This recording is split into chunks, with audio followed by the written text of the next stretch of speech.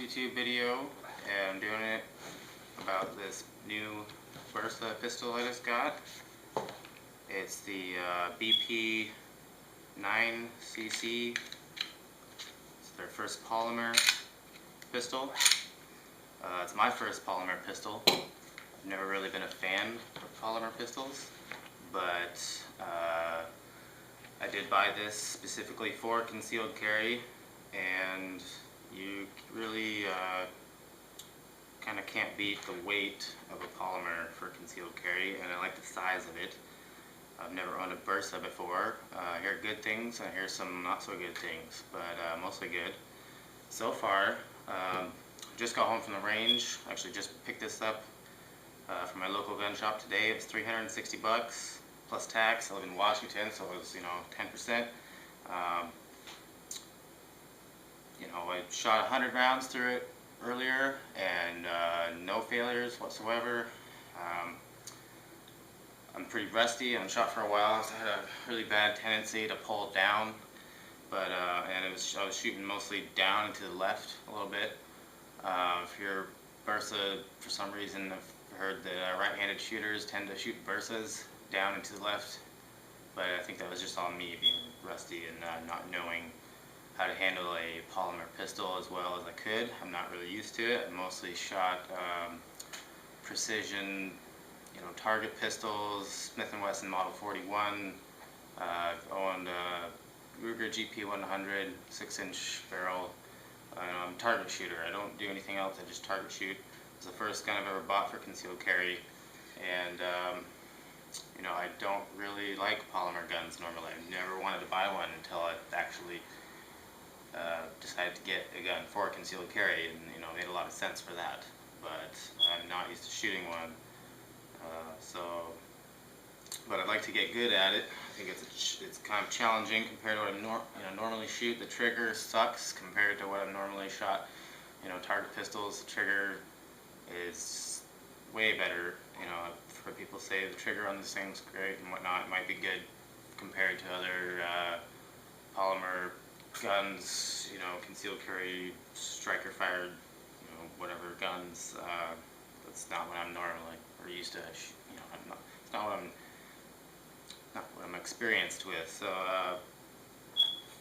my first reaction when I got home was the mag release is really terrible. It sticks really bad. It's stiff. It's a ambidextrous mag release, but sometimes it doesn't come back all the way on this side, and so it's sticking, and it really doesn't feel good on your finger. They could have gone with more like a Glock style, where it would be kind of like a little pad, like a square pad. That would be a lot easier, a lot nicer to hit with your thumb right there. But it's not impossible.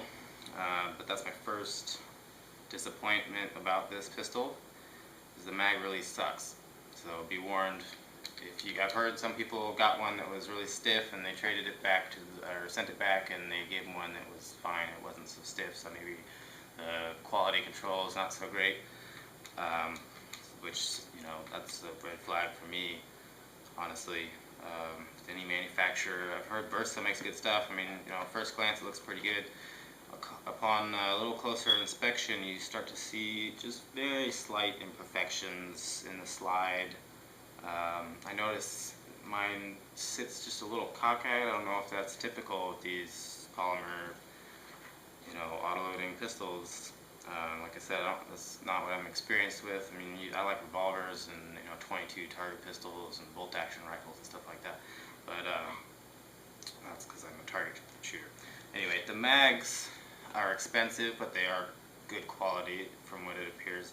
They're easy to load, but they cost a lot. They're only 8-round mags, and they cost $40 to $50. So that sucks. They do give you 2 mags though, so 2, that's not bad, but they're expensive if you want to get more. The case is really small. It's thin plastic. It's a crappy case. They kind of skimped on the case, so you're going to want to get a better case if you get this pistol. I've been sliding it in this little Uncle Mike's holster because it does not have enough foam in here to even keep it secure. It was sliding around the mag in there, they bump together, and so they kind of skimped there. But you know, whatever, that's the case, so it's not the pistol. But I got this little Uncle Mike's size 16 holster for it. Bought this before I even, you know, tried, or before I bought this home. I brought it home, and it fits pretty good. It's a little bit big, so I was gonna have somebody I know take a sewing machine and just sew a little bit right here, and I think it'll fit pretty good. It should tighten up just enough. It'll fit real nice. It's a little loose right now. When it's inside your pants, it fits snug enough, but I'd like to get it just a little bit snugger. So I'm going to modify it. I'll probably get a better holster. You know, this is 14 bucks. So, but for what it, you know, for 14 bucks, it's pretty good. But I wish the this Uncle Mike's holster had the clip just a little bit higher up here, maybe a 1/4 inch or so I could get it just a little bit deeper in my pants. And then the other thing is this mag release, which sucks, sticks out, and is the wrong shape if you ask me. It kind of hangs up sometimes, not really so much. You can't really see right there, but when it was in my pants, it would kind of, when I reholster, it would go, you know, do that type of thing. I don't know if you can see, but anyway, and I think it will do that more. Yeah, see there, it kind of hangs up a little bit. It will do that more when I sew it to get a little more snug. Some, you know, but that's not that big of an issue. When you're pulling it out, it always comes out really easily with this holster, at least. I got this holster because it was cheap. They don't make very many holsters for this. You think you can get 1 or 2 different kinds on Bersa's website, but I didn't want the ones they had. Anyway, the trigger is kind of cool, I guess. It's not great, if, you know, compared to what I'm used to, but it's light, and it's got this trigger safety that the first stage right there is the safety. So that's just spring loaded right there. You're not doing anything except for pushing a spring, really, and then you know, deactivating the trigger safety. And you know, there's a little creep. I don't know if you can hear the spring in there, but it goes, you know, it kind of creeps a little bit. There's my phone. But you know, trigger could be better. It won't let me fire it right now because the mag isn't out, or is out, and there's a mag safety. So when the magazine is out of this, even if there's a round in the chamber, it cannot go off. And some people don't like that. I think it could be a good thing or it could be a bad thing depending, you know, on the situation. But I think it would be nice if it was optional. It's not very optional on this because you can't really take it out. But I mean, maybe you could. I don't know. I don't think you can though, with the way this one works. But so anyway, the trigger, if you can see, it's not a bad trigger. And then the reset, just that much. It's really short. That's kind of cool. I like that, but this one does creep a little, which I don't like, but it's not bad. You know, it's not. I've definitely, you know, the Kel-Tec that I shot at the range of somebody else's Kel-Tec. I don't even remember what it was, but it was terrible compared to this trigger, at least. So I mean, you know, I know there's a lot worse out there. You know, like I said, I've not shot a whole lot of polymer pistols. I've shot somebody's Springfield XD9, and I hated it. And that was my first experience, I think, with a polymer gun, and that's probably why I just never really liked them. Never really liked the idea of them. You know, steels just seems like it just lasts longer. You know, I don't know. I mean, they have benefits. For concealed carry, I think it's pretty hard to beat, actually. But I'm starting to think I should have spent the extra money and gone with a Glock, like a Glock 26 or maybe the Glock 19, but probably like a 26, maybe the 27, but probably 26. So anyway, so I did shoot 100 rounds through this thing with no problems whatsoever though so far. They say there's a break-in period of around 300 rounds, and I'm hoping the mag release will, I'm starting to already feel a little better. And I'm hoping that, you know, it'll grow on me and I won't mind this mag release so much, because I do like the size. I think it's a perfect size for me. The grip, I thought, you know, it feels good in your hand, and I thought it was a good thickness, but it actually, to me, now feels a little thin. I almost wish they made a double stack version of this. Part of the reason why I got it is because it's thin, though. So I'm sure if it was a double stack, you know, it would be thicker, but now I'm thinking maybe I kind of want it thicker, actually. So a little thin, and I have small hands, too, and also the trigger guard seems a little small. If I had a glove and I was trying to quickly draw, it might hang up or something. I don't know. It's big enough, but it would be nice if it was just a little bit bigger. And I think if they textured the grip more, that would help.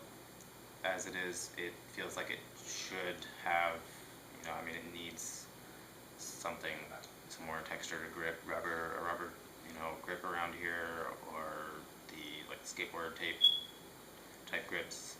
That's what I'm planning on doing, because you know, this just, it's pretty slick. There's not a lot of texture, so I'd like to get something where, you know, even if I got one finger wrapped around it, it's gonna just grip real well. And so yeah, first impressions, mixed feelings, honestly, really mixed feelings about it.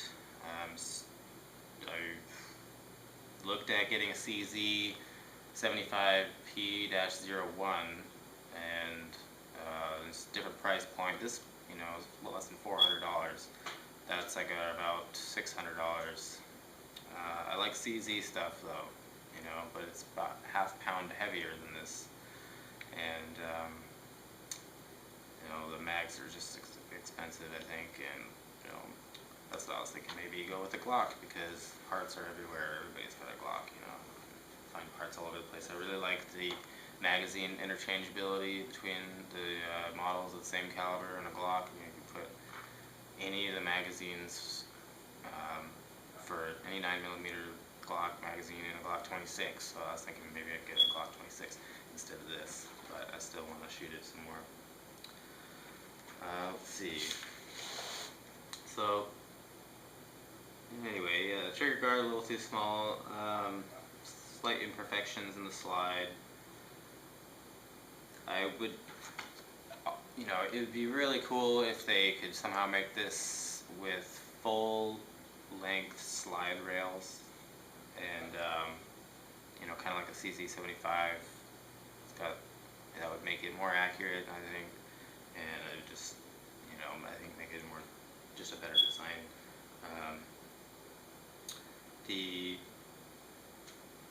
Let's see, the bad things about it, basically, I think, are the mag release seems to stick, expensive magazines, lack of holsters at this point, and you know, other than that, that's about it. Good things. So far, no failures whatsoever, but I've only shot 100 rounds through it. That was with PMC 115 grain FMJ, and from the local range. Short reset is pretty cool. The trigger is decent, not perfect. I would, you know, it could be better. Price point's good though. It wasn't too much. You know, some people are saying Bersa should be $300, but you know, it was only $360, so it's not really that much more. And you know, decent gun, under any decent autoloading pistol for under $400. And a 9mm this size, and the features it's got, you know, it's pretty good. 2 mags. So the price point's pretty good, in my opinion. Size is about perfect for me. I'm a small person, a really small frame. I'm like 120 pounds, but this thing, maybe put the holster in there first.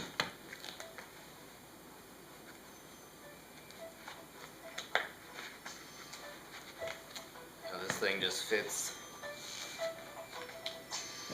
right back there, pretty good. Nobody's gonna see that, you know. I mean, the handle kind of sticks out a little bit if I was bending over or something. So that's what I was thinking. A Glock 26 is a little shorter handle, it's a little thicker, but you know, the thickness might be an issue. This thing's pretty thin, so the Glock 26 is a decent bit thicker than this one. So yeah, it fits good, even though I'm a skinny dude. It's perfect size, not too small, not too large. Anyway, that's it for now. Bersa BP9CC. Check it out.